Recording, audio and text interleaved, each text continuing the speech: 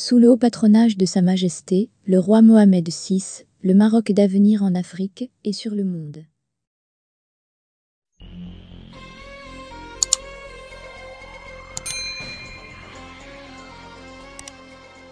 L'heure de la réelle politique et des choix clairs en faveur de la marocanité du Sahara a sonné. Sahara marocain, l'heure de la réelle politique a sonné pour les pays européens.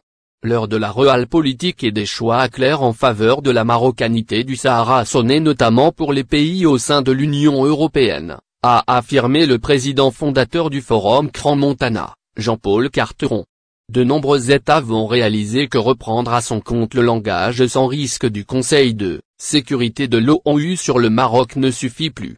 Et lorsque la diplomatie royale exige désormais des prises de position nettement affichées sur cette question qui, en réalité, n'en a jamais été une, elle consolide son leadership dans la construction d'un ensemble stable de sécurité régionale et de prospérité partagée, écrit Jean-Paul Carteron dans une nouvelle analyse consacrée à la question du Sahara dans le contexte de la nouvelle position espagnole soutenant l'initiative marocaine d'autonomie.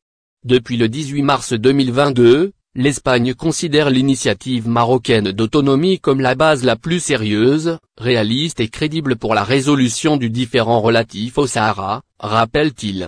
Pour le président fondateur du Forum Crans-Montana, cette position politique qui tend à devenir mondiale au niveau des États démocratiques induit tout naturellement la notion de la marocanité incontestée des territoires du Sud. En effet, comment pourrait-on concéder l'autonomie à un territoire dont on ne serait pas le maître ? S'est-il interrogé. Et de poursuivre, après tant d'années de controverses et de faux débats, mais aussi de douleurs, générées par un pays, l'Algérie, qui ne cesse de s'enfoncer dans un abîme politique, économique et social insondable, la décision espagnole constitue le plus déterminant de tous les développements diplomatiques et politiques récents en matière de sécurité en Afrique et plus particulièrement au Maghreb.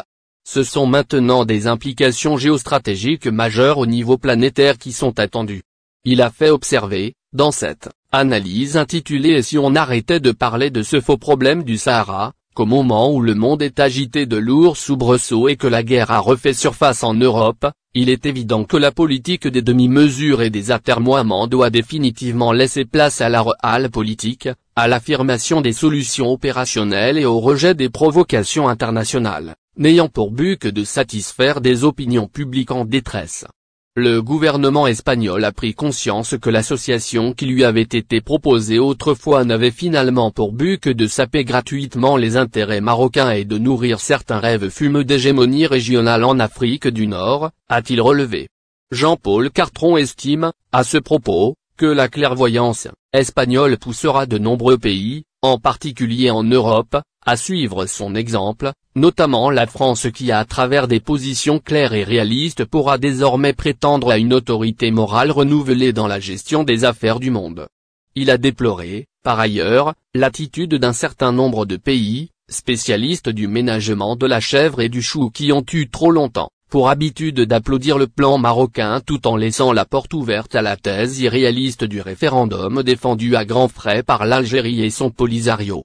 Les malheurs du monde vont rendre les gouvernements plus réalistes et proches de leurs vrais intérêts.